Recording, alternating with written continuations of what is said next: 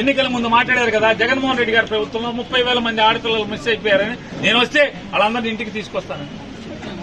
100 రోజులైన దాటినా కూడా మీకు ఆడపిల్లలు మేము దృష్టి కలగట్లేదా? ఆ రోజు మాటలు కనపడతలేదా? ఎందుకంటే మీ తప్పుల్ని మీ పాపాలని మీ మోసాలని ప్రశ్నిస్తానే ఉంటాం.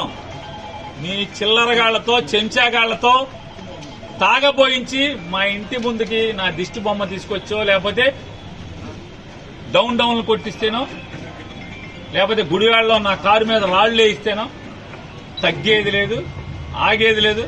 పవన్ కళ్యాణ్ గారికి గట్టి నీ చేతన అయితే, చిత్తశుద్ధి ఉంటే, నికార్సైన రాజకీయ నాయకుడు అయితే మంచిగా పరిపాలన చేయి. ప్రజలకు ఇచ్చిన మాటలు ఏమిచ్చారో ఆ మాటలు నిలబెట్టుకోండి, హామీలు నిలబెట్టండి, స్టీల్ ప్లాంట్ ని కాపాడండి, రైల్వే జోన్ తీసుకురండి.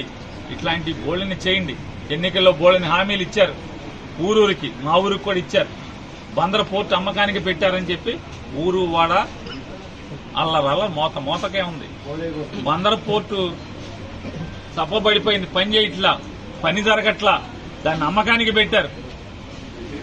పాపాలాపి మెడికల్ కాలేజీ జగన్మోహన్ రెడ్డి గారు ఆ కాలేజీకి అయ్యే ఖర్చు ప్రభుత్వం మీద భారం పడకుండా ఉంటాకి సుమారుగా 150 సీట్లలో 20 సీట్లు, అది కూడా ఎంసెట్ ద్వారా మెరిట్ ప్రకారం 20 లక్షల ఫీజు కట్టుకోండి అని చెప్పి కాలేజీ మెయింటెనెన్స్ కోసం పెట్టి ఇవాళ బందర్ మెడికల్ కాలేజీని కూడా అమ్మకానికి పెట్టినటువంటి ప్రభుత్వం మీది.